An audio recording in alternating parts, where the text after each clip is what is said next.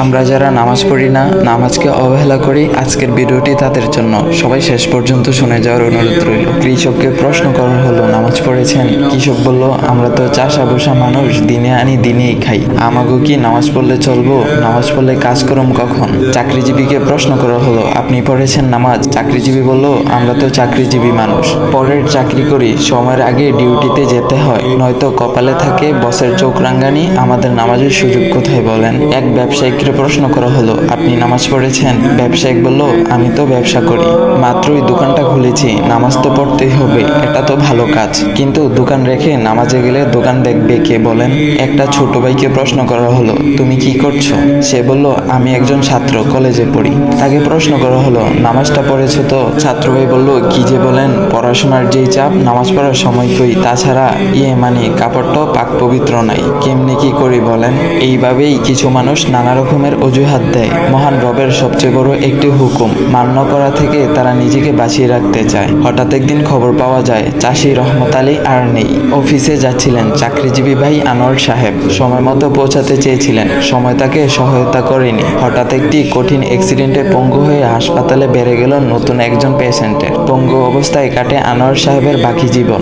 ব্যবসায়ী মহাজন সাহেব দোকান করেই যার কাটতো সারা বেলা। ব্যবসার হিসাব কিতাব মিলাতে গিয়ে হঠাৎ করে একদিন দুপুরবেলা বুকের বাঁ পাশে উঠে গেল প্রচন্ড ব্যথা।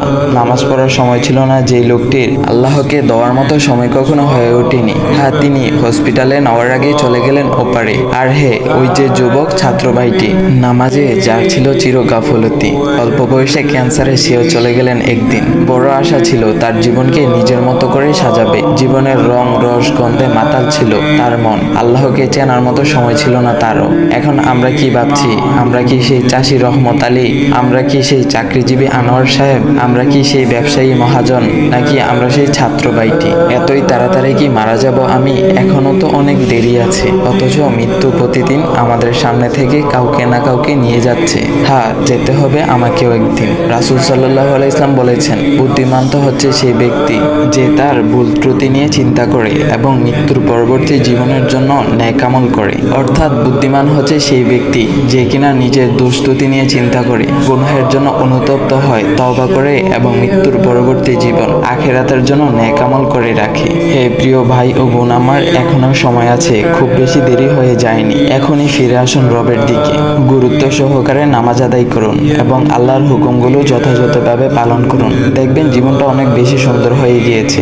আল্লাহর পক্ষ থেকে সাহায্য আসতেছে, আর জান্নাতের নাজ নিয়ামত সেটা তো আপনার জন্যই অপেক্ষা করতেছে।